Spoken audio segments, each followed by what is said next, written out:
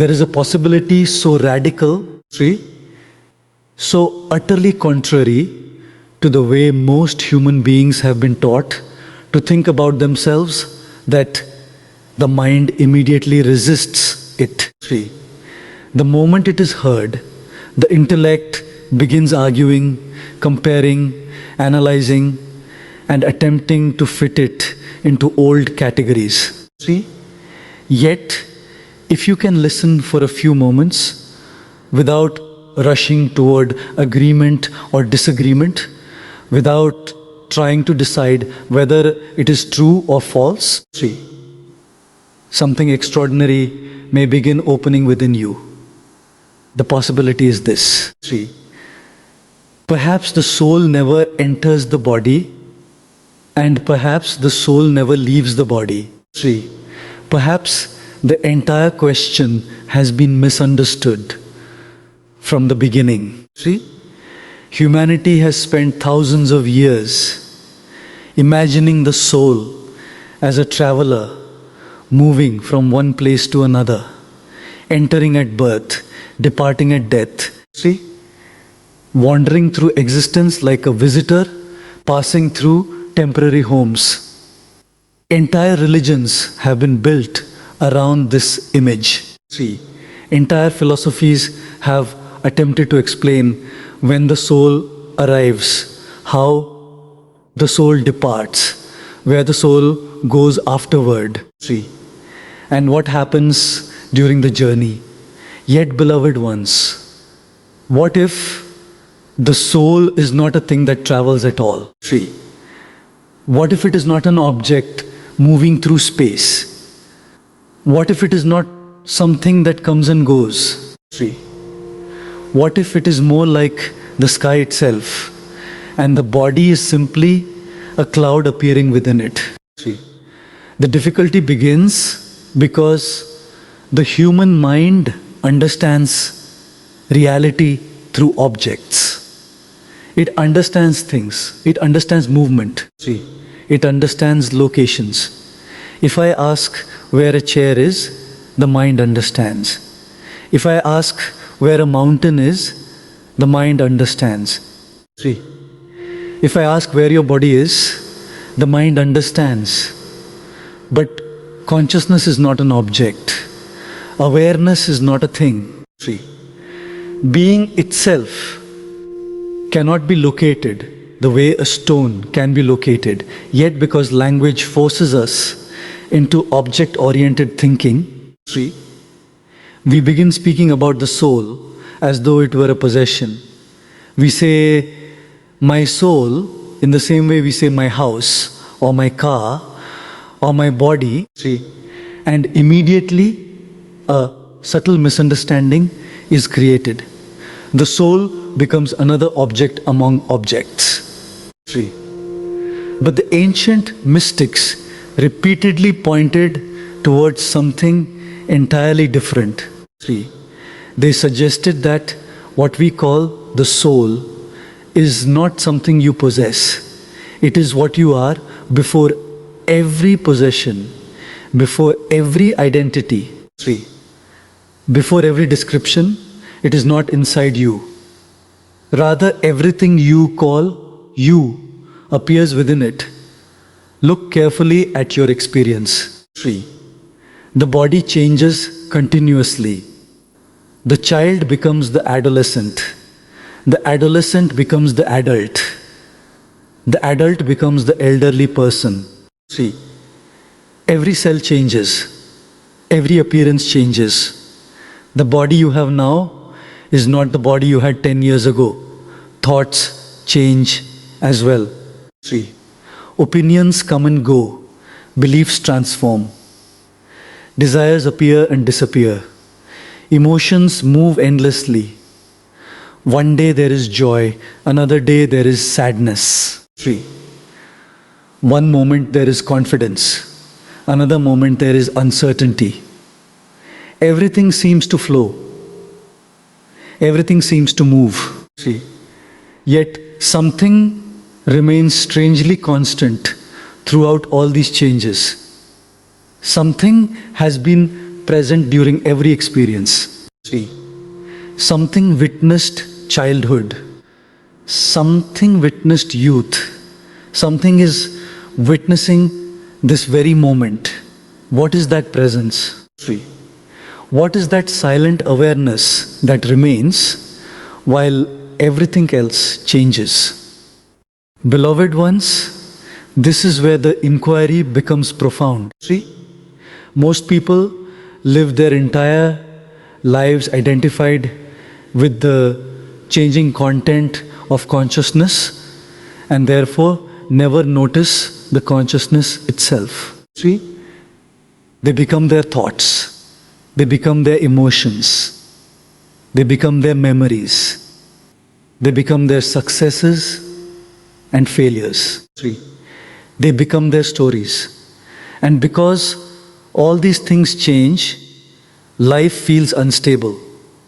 Fear arises naturally because whatever changes can be lost. 3. Whatever appears can disappear. Whatever is born can die. But the mystics discovered something astonishing. 3. They discovered that awareness itself possesses a different quality. Thoughts appear within awareness. Emotions appear within awareness. 3. The body appears within awareness. Experiences appear within awareness. Yet, awareness itself remains untouched by the experiences passing through it. 3. Imagine sitting beside a river. Water flows continuously. The river never stops moving. Leaves drift past. Reflections change. Currents shift. 3. Yet the space in which the river exists remains unchanged. The sky above the river does not become wet because water passes beneath it. 3. In the same way, awareness remains untouched by the endless movements occurring within consciousness. 3. Anger may arise, but awareness itself does not become angry. Fear may arise, but awareness itself does not become afraid. 3. Pleasure may arise, but awareness itself does not become pleasure. It simply witnesses. It simply allows. It simply remains. 3. This understanding begins transforming the entire question of life and death. If awareness is not an object, how can it enter the body? 3. If awareness is not a thing, how can it leave the body? Entry and exit belong to objects. Arrival and departure belong to forms. 3. The body enters existence and eventually leaves it. Thoughts enter consciousness and eventually disappear. Emotions arise and eventually dissolve. 3. But awareness itself may not participate in these movements at all. It may be the silent background within which all movement occurs. 3. Human beings fear death largely because they identify themselves with what changes. They identify with the body, and the body is mortal. 3. They identify with personality, and personality is temporary. They identify with memories, and memories fade. 3. They identify with achievements, and achievements eventually become irrelevant. 3. Naturally, fear appears because everything identified with is vulnerable.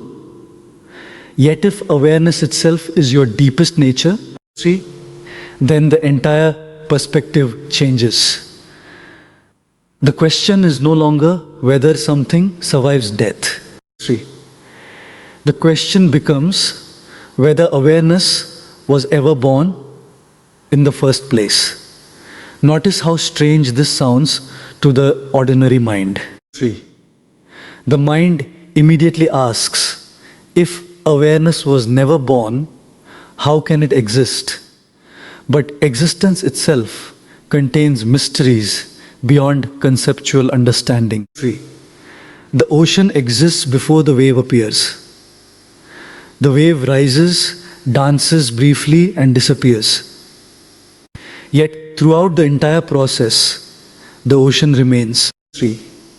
The wave imagines itself separate and therefore fears its ending. But from the perspective of the ocean, nothing essential has happened. Form changed. 3. Water remained, beloved ones. Many spiritual traditions have used different words to describe the same insight.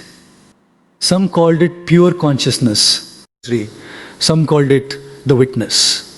Some called it the eternal self. Some called it Buddha nature. Some called it the kingdom within. The names differ. 3. But the pointing remains similar. They are all directing attention away from temporary forms and toward the unchanging presence beneath them. 3. The tragedy is that humanity has become obsessed with becoming while neglecting being. People spend decades trying to improve the personality. 3. Strengthen the identity, accumulate achievements, and secure permanence for things that are inherently impermanent. 3. This creates enormous suffering because reality refuses to cooperate. Everything changes, everything moves, everything evolves. 3. The ego fights this truth continuously. It wants certainty, it wants guarantees, it wants permanence. But existence offers movement instead. 3. The wise person does not fight movement. He begins looking for that which remains present within movement itself. Meditation becomes important here. 3. Not because meditation creates awareness, but because meditation reveals awareness.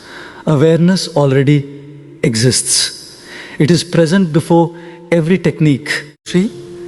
Before every method, before every spiritual practice. See, the purpose of meditation is simply to remove distractions long enough for consciousness to recognize its own nature. 3. When you sit silently and observe thoughts, eventually a realization emerges. Thoughts are being seen, emotions are being seen. 3. Sensations are being seen, memories are being seen. But who is the seer? What is this witnessing presence that remains throughout every experience? 3. Do not answer too quickly. The mind loves answers. It collects answers the way a miser collects coins. 3. But this inquiry is not about intellectual conclusions. It is about direct seeing. The moment you genuinely observe the witness, 3. Something remarkable happens. Identity begins loosening. The old assumption that you are merely a body, merely a personality, 3. Merely a collection of experiences starts weakening. A larger perspective emerges. 3. Life becomes less about protecting an image and more about discovering reality. Then death itself begins appearing differently, not as an enemy, 3. Not as a catastrophe, not as an interruption, simply as part of existence's rhythm. Day becomes night, night becomes day, seasons change. 3. Flowers bloom and wither. Stars are born and disappear. Form comes and goes continuously. Why should the body be different? 3. The body participates in the same cosmic dance. It appears. It functions beautifully. Eventually, it returns to the elements from which it came. 3. But beloved ones, Awareness may not belong to the world of forms at all. Awareness may be the open space in which forms arise. See? Just as the screen remains, while countless images appear and disappear upon it, awareness remains while experiences come and go. The movie changes, see. The screen remains. The dream changes. The dreamer remains. This is why awakened individuals often appear unusually relaxed in the face of mortality. See. Their relaxation is not based upon belief. It is not based upon hope. It is not based upon philosophical optimism. It emerges from direct observation. See? They have seen something within themselves that does not participate in the endless movement of becoming. See? They have discovered a still point within the turning world, and once this stillness is recognized, fear begins losing its foundation. See? Then life itself changes. Ordinary moments become luminous. The sound of rain becomes enough. A simple breath becomes enough. See? A sunrise becomes enough. Why? Because attention is no longer consumed entirely by future anxieties and past regrets. 3. Awareness begins resting in itself. Existence no longer feels like a problem to solve. It becomes a mystery to experience. 3. And perhaps this is the deepest truth hidden within all authentic spirituality. You are not moving toward your essential nature. 3. You are already resting within it. The wave does not need to travel to the ocean. It is already ocean.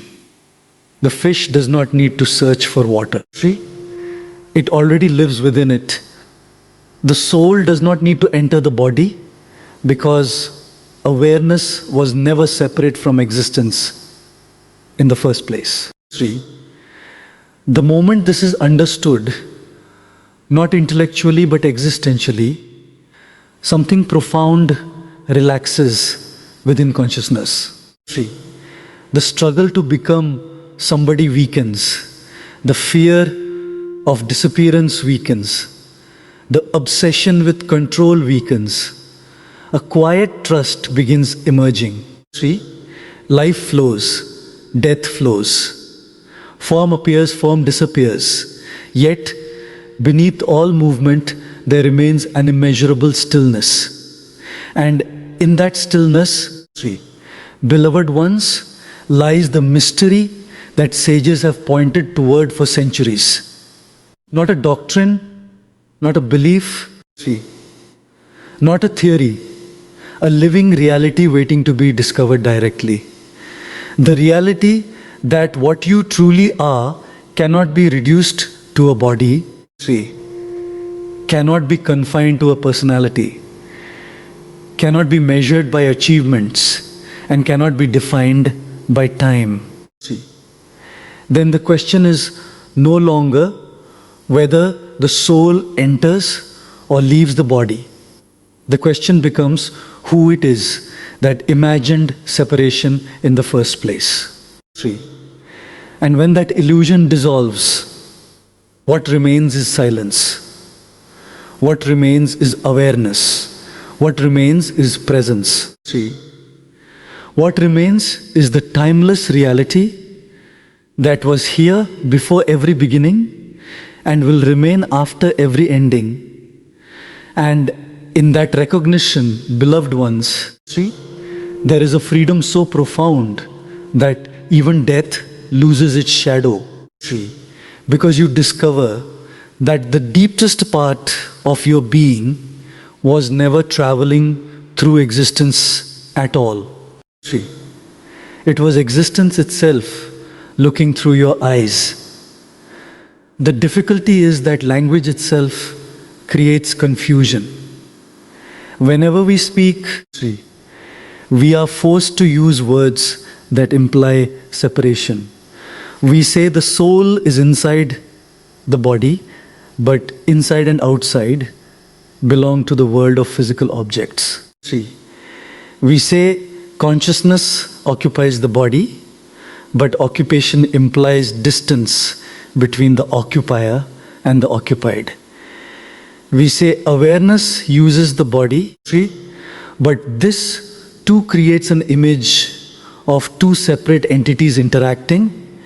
Language can point toward truth, but it cannot contain truth. The mystics of every age understood this limitation. That is why they often spoke in paradoxes.